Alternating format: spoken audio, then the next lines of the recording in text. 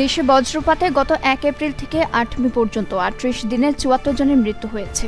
এদের মধ্যে এপ্রিল মাসে বজ্রপাতে মারা গেছেন ৩১ জন, যাদের ২০ জন পুরুষ ও ১১ জন নারী।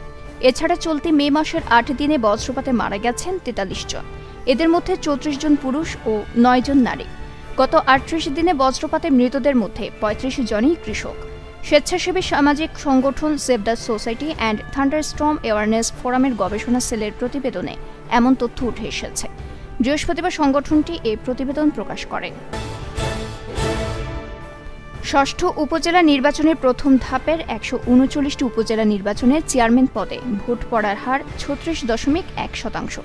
আজ বৃহস্পতিবার নির্বাচন কমিশনার মোহাম্মদ আলমগীর নির্বাচন ভবনে সাংবাদিকদের এ তথ্য জানান।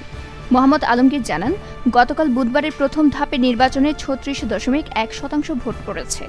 ইভিএমে ভোটের হার ৩১.৩১% আর ব্যালটে ৩৭.22%। বর্তমানে দেশে খাদ্য মূল্যস্ফীতি ১৫% হয়েছে। বাংলাদেশ উন্নয়ন গবেষণা প্রতিষ্ঠানের একটি জরিপের তথ্য উল্লেখ করে মহাপরিচালক বিয়ানক সেন এ কথা জানিয়েছেন। তিনি বলেছেন, বাড়তি এ মূল্যস্ফীতির কারণে নিম্ন আয়ের মানুষ অসুবিধায় রয়েছে।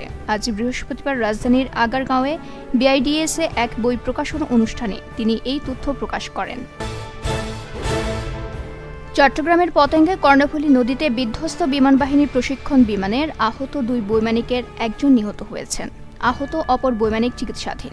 আজ বৃহস্পতিবার সকালে এই দুর্ঘটনা ঘটে। আন্তঃবাহিনী জনসংযোগ পরিদপ্তর আইএসপিআর জানিয়েছে, বাংলাদেশ বিমান বাহিনীর YAK ১৩০ প্রশিক্ষণ যুদ্ধবিমান যান্ত্রিক ত্রুটির কারণে এই দুর্ঘটনায় পতিত হয়েছে। পতেঙ্গা থানার ভারপ্রাপ্ত কর্মকর্তা ওসি কবিরুল ইসলাম বলেন, প্রশিক্ষণ উড়োজাহাজে আগুন লাগার পর ২ জন বৈমানিক প্যারাশুট নিয়ে নেমে আসেন। এ সময় কর্ণফুলী নদী থেকে তাদের উদ্ধার করে বিএনএস পতেঙ্গা হাসপাতালে ভর্তি করানো হয়।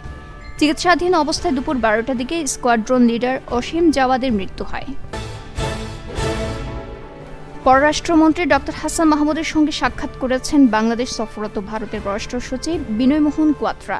বৃহস্পতিবার সকালে রাজধানীর সেগুনবাগিচা পররাষ্ট্র মন্ত্রণালয়ে এ বৈঠক শেষে সাংবাদিকদের মন্ত্রী জানান, ভারতের পররাষ্ট্র সচিবের সঙ্গে সাক্ষাতে দ্বিপাক্ষিক বিভিন্ন বিষয় নিয়ে আন্তরিক আলোচনা হয়েছে। তিস্তা নিয়েও আলোচনা হয়েছে। তিস্তায় আমরা একটা বৃহৎ প্রকল্প নিয়েছি। ভারত সেখানে অর্থায়ন করতে চায়।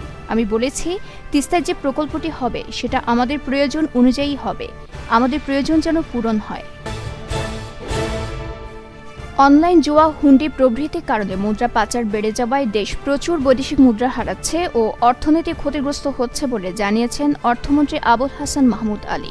তিনি বলেন, অনলাইন জুয়া বা বেটিং ও হুন্ডির সঙ্গে জড়িত থাকার সন্দেহে এ পর্যন্ত ৪৮,৫৮৬টি ব্যক্তিগত MFS হিসাব BFIU কর্তৃক স্থগিত করা হয়েছে।